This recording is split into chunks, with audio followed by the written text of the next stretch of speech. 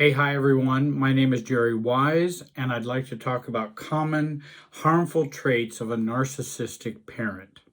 I think it's very important to work on learning about these traits because these traits and these harms are the roadmap to our healing. Then we know what to heal. If I know how they were, I know what the effect was. Now I have a direction and a roadmap to go for healing. I am grateful to the research by Shahida Arabi. She wrote the book Healing the Adult Children of Narcissists, and she lists these traits by percentages of those who indicated them the most from their parent. And so I'm going to talk about the trait, and then I want to talk about some of the harm. First, a lack of empathy. That would be number one, that almost all adult children narcissists will indicate there was a lack of empathy. Well, what's the harm of that? Well, then I don't feel safe and I don't feel like anybody cares when there's a lack of empathy from a parent. An additional trait is self-centeredness. That's what narcissism is about. It's being self-centered. And the harm becomes, I don't matter. If everything and everybody is centered on someone else and not me, then I don't matter as a child growing up. Excessive sense of entitlement. Harm would be, we deserve less or we deserve very little because everyone else is entitled, not me. Hostility towards others. I make others feel mad. It's my fault for upsetting other people or upsetting the narcissistic parent. It's my fault. Haughty, condescending attitude. When someone is a parent in control is what we would call kind of our first gods, because mom and dad are our first gods when we grow up because they are everything. And if they are haughty and condescending, then I feel shame or worthlessness as a result of that. I can't compete with their haughtiness and their condescending attitude. I'm not an adult. I can't compete. A grandiose sense of superiority. Well, I'm going to feel less than.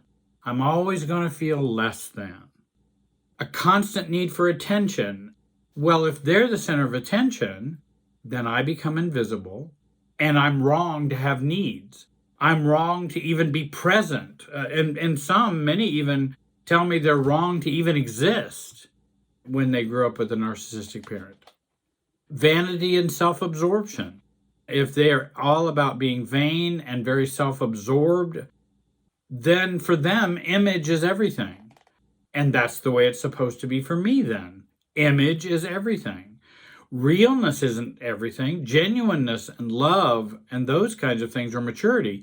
But image and vanity and self-absorption is what is everything. Superficial and glib charm. The harm is I don't trust nice. I don't trust someone who's charming. I'm very suspicious, or I might be taken in by somebody who's charming. I end up believing that superficiality is realness. So I get confused about superficial and charm.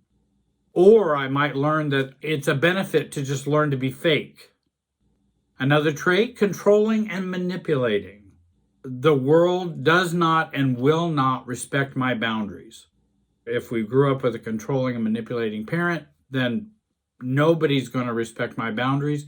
Even when I become 65 years old, I still don't believe anybody's going to respect my boundaries, unless I get into recovery and start healing from within. Superficial friendships and relationships. Maybe narcissistic parents have lots of friends or acquaintances, but oftentimes superficial. And again, the harm may be, well, fake is better than real. Look how many friends my mom can have and all that. But they don't even know her. She doesn't even know them. And it's not a deep, healthy relationship she's having with them, for example. Shallow, fleeting emotions, often emotionally cold, is another trait. The world is volatile and is a roller coaster. If feelings are shallow, fleeting, cold, hot, then you can't trust the feelings of others. You can't trust other people in a relationship because it's always going to be a roller coaster life. And will oftentimes be attracted to the roller coaster in other people. Exploiting others for their own gain.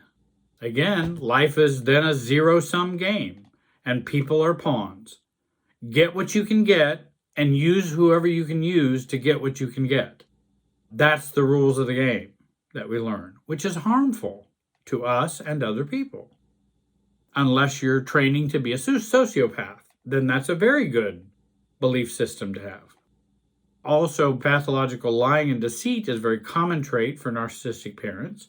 Then don't live with, there is no truth, there is no reality. It's only whatever somebody makes it. And then we don't trust our own truth, our own reality. Another trait is callousness and sadism. One man's pleasure is another man's pain.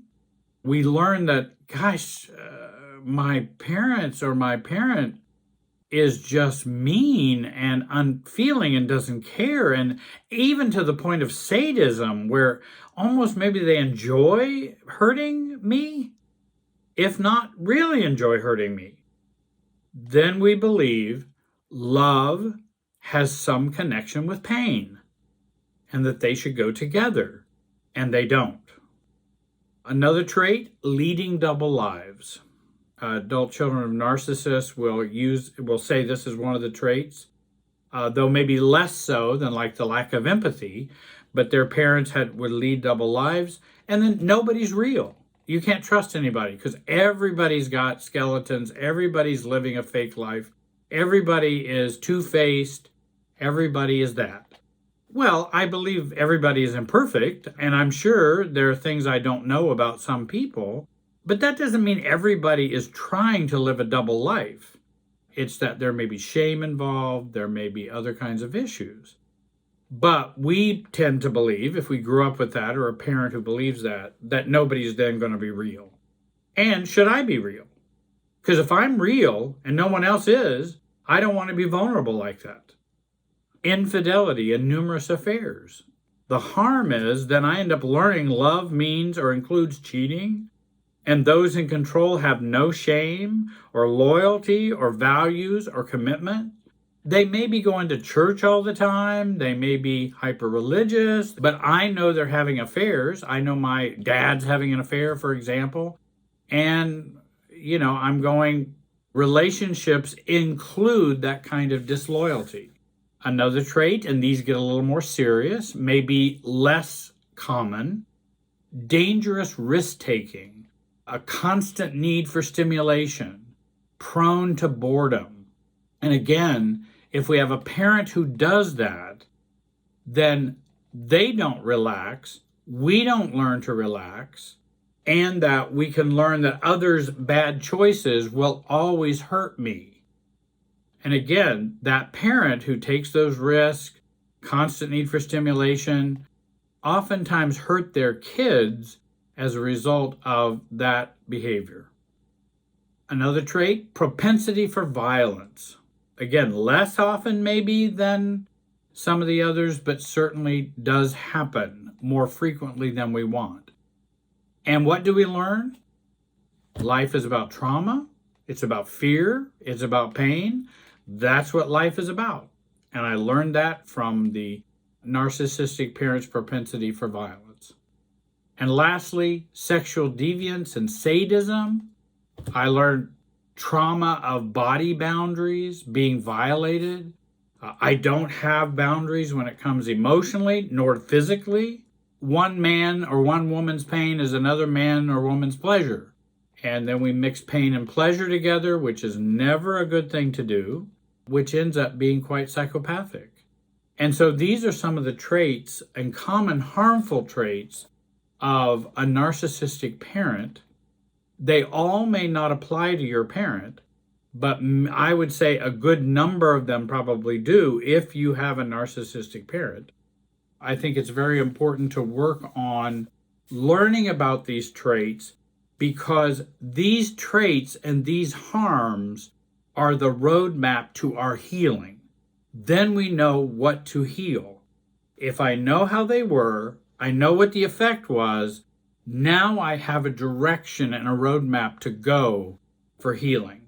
If, for example, if they had a lack of empathy, then the world's not safe and the world doesn't care, then I have to work on trusting myself, which is not easy. Then I will learn to trust other people. Then I'll begin to change that notion that the world is not safe. Also, if I can trust myself and protect myself, guess what? The world gets safer if I can protect myself and care about myself. It's amazing how the world becomes safer then, because I feel safer, because I'm going to take care of me. I'm not going to leave me to be abused and used by other people. I'm not going to do that. And so that's again, direction for a roadmap to healing. Hey, if you want to work more on these or develop yourself in terms of growing and recovering beyond being a child of a narcissist, I've got an online program that I've listed below. There's also a free training down there as well that you can click onto. I hope you'll subscribe. I hope you'll like. I hope you will comment on this video. And I want to thank you for watching. Have a great day and be wise.